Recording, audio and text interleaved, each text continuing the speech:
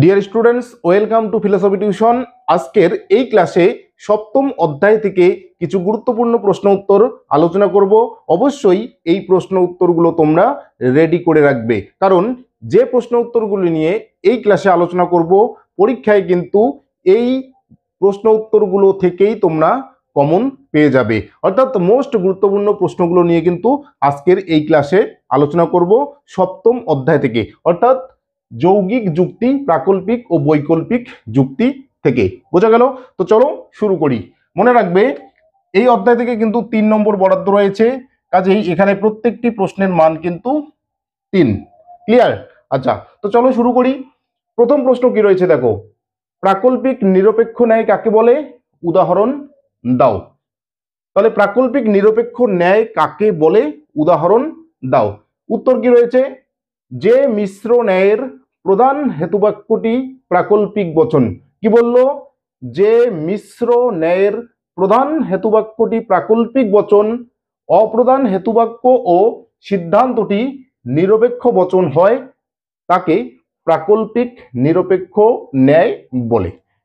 তাহলে প্রাকল্পিক নিরপেক্ষ ন্যায়, তাহলে সহজভাবে বুঝে যাও, প্রাকল্পিক নিরপেক্ষ ন্যায় অর্থাৎ প্রাকল্পিক বচন থাকবে, আবার নিরপেক্ষ বচনও থাকবে। তাহলে প্রাকল্পিক বচন থাকবে, সঙ্গে কে থাকবে? নিরপেক্ষ বচন থাকবে। তাহলে প্রাকল্পিক বচন এবং নিরপেক্ষ বচন থাকার জন্য এই প্রাকল্পিক নিরপেক্ষ ন্যায়কে কি বলা হয়? মিশ্র ন্যায়। কারণ এখানে প্রাকল্পিক বচন এবং নিরপেক্ষ বচনের সংমিশ্রণ রয়েছে, এজন্য এই প্রাকল্পিক নিরপেক্ষ ন্যায়কে বলা হয় কি? মিশ্র ন্যায়। কি বলছে? প্রধান হেতুবাক্যটি প্রাকল্পিক বচন হবে। এবার প্রশ্ন হলো প্রাকল্পিক বচন কি, তাই তো? তাহলে বলে দেই প্রাকল্পিক বচন কি? যদি ড্যাশ তবে ড্যাশ, যদি ড্যাশ তবে ড্যাশ, বা যদি ড্যাশ তাহলে ড্যাশ, তাহলে এই জাতীয় শব্দ দিয়ে প্রকাশিত বচনকে বলা হয় প্রাকল্পিক বচন। তাহলে যদি মেঘ করে তবে মাটি ভেজে, যদি রাম আসে তাহলে শ্যাম আসবে। তাহলে এই যে যদি তবে এই জাতীয় শব্দ দিয়ে প্রকাশিত বচনকে বলা হয় কি বচন? প্রাকল্পিক বচন। তাহলে প্রধান হেতুবাক্য, আমরা জানি একটা ন্যায়ে 3টা হেতুবাক্য থাকে। আমরা জানি একটা ন্যায়ে 2টো হেতুবাক্য থাকে এবং একটা সিদ্ধান্ত থাকে, তাই তো? তাহলে একদম প্রথমে যে হেতুবাক্যটা থাকে সেটাকে বলা হয় প্রধান হেতুবাক্য, এবং তারপরে যে হেতুবাক্যটা থাকে সেটাকে বলা হয় অপ্রধান হেতুবাক্য, এবং সবার শেষে যেটি থাকে সেটি হচ্ছে সিদ্ধান্ত, তাই তো? তাহলে কি বলছে? প্রধান হেতুবাক্যটি প্রাকল্পিক বচন হবে, অপ্রধান হেতুবাক্য ও সিদ্ধান্তটা কি বচন হবে? নিরপেক্ষ বচন হবে। তাকে কি বলা হচ্ছে? প্রাকল্পিক নিরপেক্ষ ন্যায়। আচ্ছা, এবার উদাহরণ দেই। তাহলে প্রাকল্পিক নিরপেক্ষ ন্যায়ের আমরা মনে করো 2টো উদাহরণ দেব। তাহলে প্রথম উদাহরণটা আমরা দিতে পারি, যদি রাম আসে তবে শ্যাম আসবে। যদি রাম আসে তবে শ্যাম আসবে।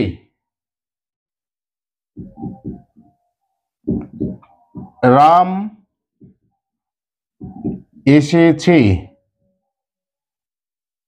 সুতরাং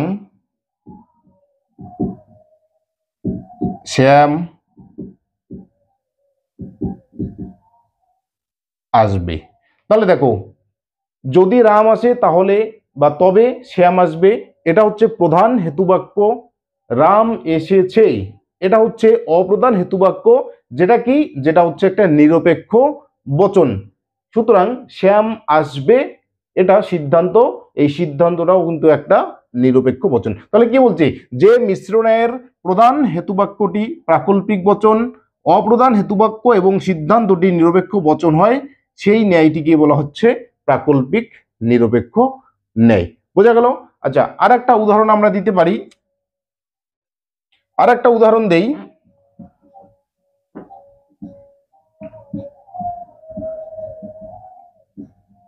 যদি রাম আসে তবে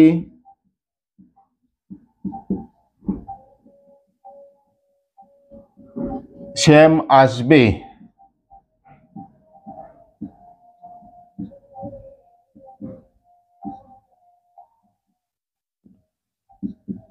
শ্যাম আসেনি, সুতরাং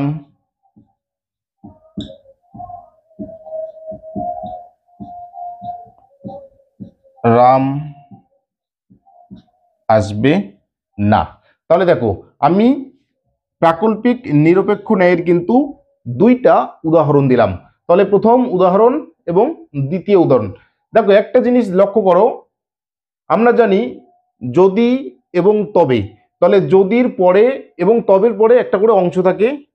যদির পরের অংশকে বলা হয় পূর্বগ, আর তবের পরের অংশকে বলা হচ্ছে অনুগ। অর্থাৎ একটা প্রাকল্পিক বচনের দুটো অংশ থাকে, একটা হচ্ছে যদির পরের অংশ আর একটা হচ্ছে তবের পরের অংশ। যদির পরের অংশকে বলা হয় পূর্বগ আর তবের পরের অংশটিকে বলা হয় অনুগ। তাহলে প্রথম উদাহরণে দেখো অপ্রধান হেতুবাক্যে কি করা হয়েছে, অপ্রধান হেতুবাক্যে এই যে প্রাকল্পিক বচনটা রয়েছে এই প্রাকল্পিক বচনের পূর্বগকে এখানে কি করা হয়েছে, স্বীকার করা হয়েছে। পূর্বগকে এখানে স্বীকার করার ফলে সিদ্ধান্তকে দেখো, সিদ্ধান্তে অনুগটাকে কি করা হয়েছে, স্বীকার করা হয়েছে, তাই তো। তাহলে শ্যাম আসবে, এটা কি অনুগ, এই অনুগকে এখানে কি করা হয়েছে, স্বীকার করা হয়েছে।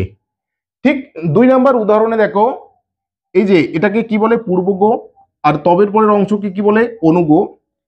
এখানে কি করা হয়েছে, অনুগকে অপ্রধান হেতুবাক্যে অস্বীকার করা হয়েছে। অনুগকে অপ্রধান হেতুবাক্যে অস্বীকার করার পর সিদ্ধান্তে দেখো পূর্বগকে কিন্তু অস্বীকার করা হয়েছে। তাহলে প্রথম উদাহরণে পূর্বগকে স্বীকার করে অনুগকে স্বীকার করা হয়েছে, আর দ্বিতীয় উদাহরণে অনুগকে অস্বীকার করে পূর্বগকে অস্বীকার করা হয়েছে। বোঝা গেল? তাহলে কিন্তু এটাও একটা প্রাকল্পিক নিরপেক্ষ ন্যায়ের উদাহরণ, এটাও প্রাকল্পিক নিরপেক্ষ ন্যায়ের উদাহরণ, মনে থাকবে। আচ্ছা, এবারে দেখো দ্বিতীয় প্রশ্ন কি রয়েছে, প্রাকল্পিক নিরপেক্ষ ন্যায়ের বৈধতার নিয়মগুলি কি কি। তাহলে প্রাকল্পিক নিরপেক্ষ ন্যায়ের বৈধতার নিয়মগুলি কি কি। দেখো প্রাকল্পিক নিরপেক্ষ ন্যায়ের বৈধতার দুটো নিয়ম আছে, ঠিক আছে। তাহলে আমরা বলতে পারি প্রথম নিয়মটি কি, প্রধান হেতুবাক্যের পূর্বগকে অপ্রধান হেতুবাক্যে স্বীকার করে সিদ্ধান্তে অনুগকে স্বীকার করতে হয়। কি বলছে, প্রধান হেতুবাক্যের পূর্বগকে অপ্রধান হেতুবাক্যে স্বীকার করে।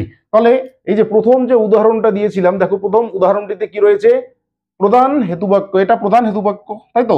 তাহলে প্রধান হেতুবাক্যের পূর্বগকে অপ্রধান হেতুবাক্যে স্বীকার করে সিদ্ধান্তে অনুগকে স্বীকার করতে হয়, এখানে কিন্তু স্বীকার করা হয়েছে। অর্থাৎ এই যে 1 নম্বর যে উদাহরণটা, এটা হচ্ছে প্রথম নিয়ম অনুসরণ করে কিন্তু এই উদাহরণটাকে দেওয়া হয়েছে।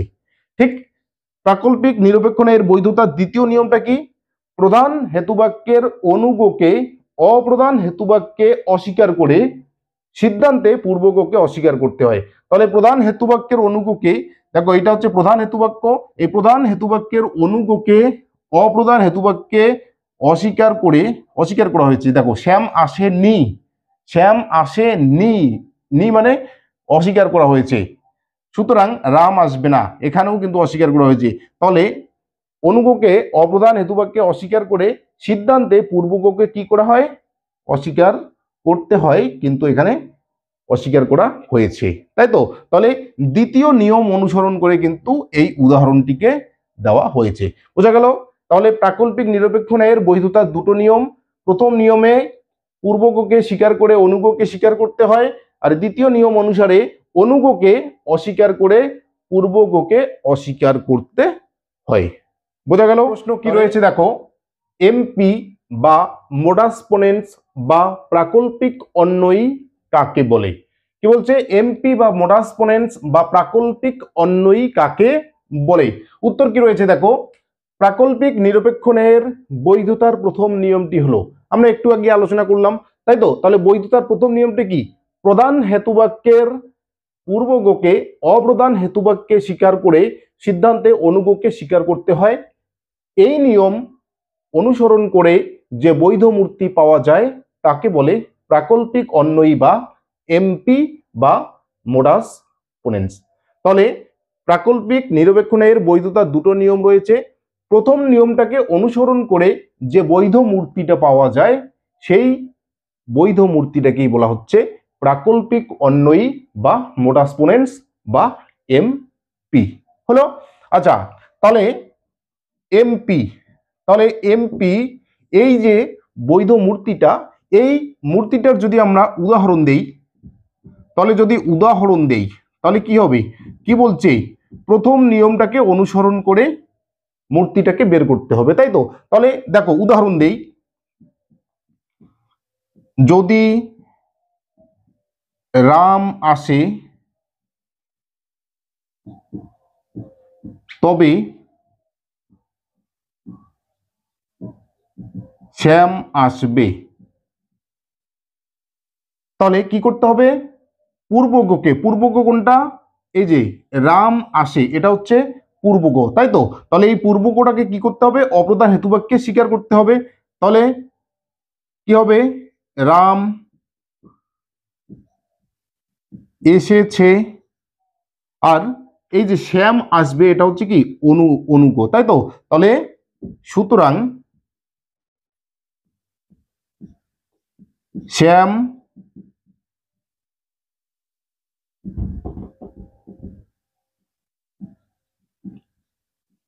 আসবে।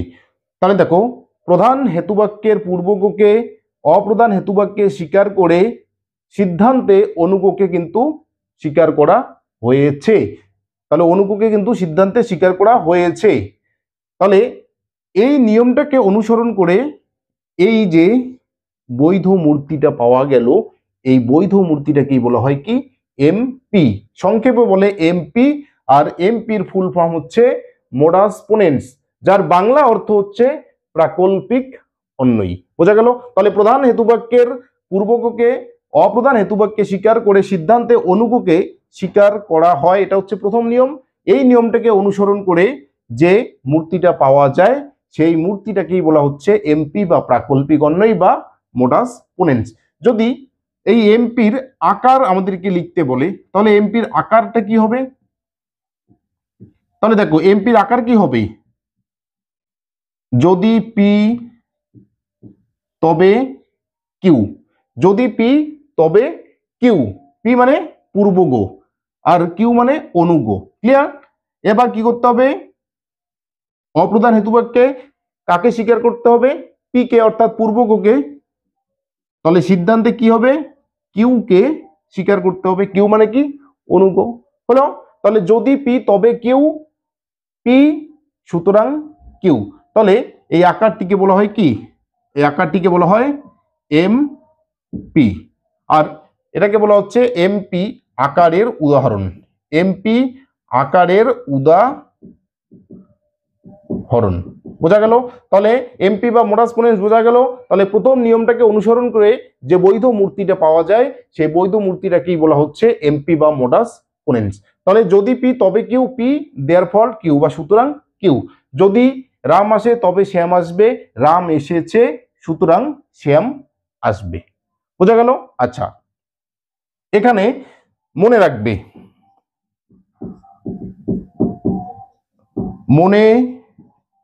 কি মনে রাখবে? এমপি বা মোডাস পোনেন্স হলো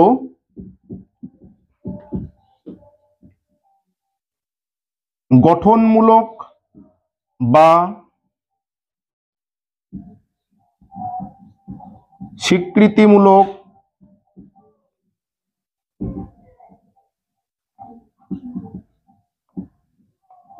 প্রাকল্পিক নিরপেক্ষণের আকার। হলো? তাহলে এমপি বা মোডাস পোনেন্স হলো গঠনমূলক বা স্বীকৃতিমূলক প্রাকল্পিক নিরপেক্ষণের আকার। তাহলে দেখো এখানে কিন্তু স্বীকার করা হয়েছে, পূর্বজ্ঞকে প্রথমে স্বীকার করা হয়েছে এবং অনুজ্ঞকে সিদ্ধান্তে স্বীকার করা হয়েছে। এই জন্য এটাকে বলা হচ্ছে গঠনমূলক বা স্বীকৃতিমূলক প্রাকল্পিক নিরপেক্ষণের আকার। তাহলে এমপি কি? এমপি হচ্ছে প্রাকল্পিক নিরপেক্ষণের গঠনমূলক বা স্বীকৃতিমূলক আকার। বোঝা গেল? আচ্ছা, এখানে আরো একটা জিনিস মনে রাখবে, পূর্বগের সঙ্গে যদি না, নি বা নেই, অর্থাৎ পূর্বগ যদি নয়র্থক হয় তাহলে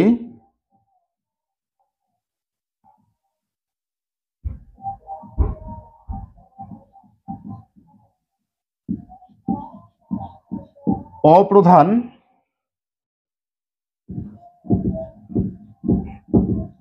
হেতুবাক্য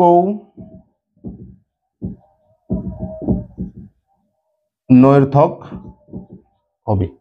তাহলে কি বলছে, পূর্বকের সঙ্গে যদি না, নি, নেই, অর্থাৎ পূর্বকটা যদি নয়র্থক হয় তাহলে কিন্তু অপ্রধান হেতুবাক্য নয়র্থক হবে। কারণ অপ্রধান হেতুবাক্যে কে থাকবে? অপ্রধান হেতুবাক্যে কে থাকবে? পূর্বক থাকবে। তাহলে পূর্বকটা যদি নয়র্থক হয় তাহলে কিন্তু অপ্রধান হেতুবাক্যটাও নয়র্থক হবে। যেমন একটা উদাহরণ দেই, মনে করো যদি মেঘ না করে তবে বৃষ্টি হবে।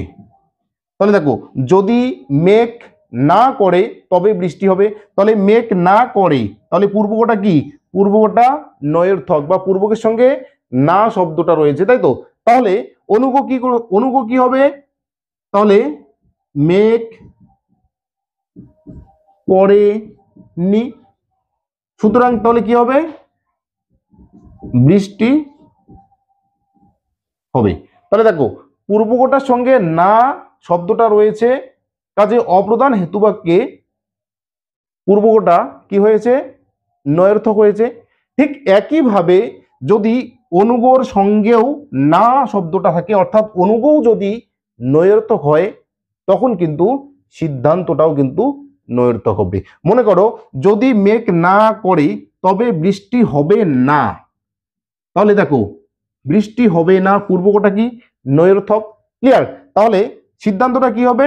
বৃষ্টি হবে না।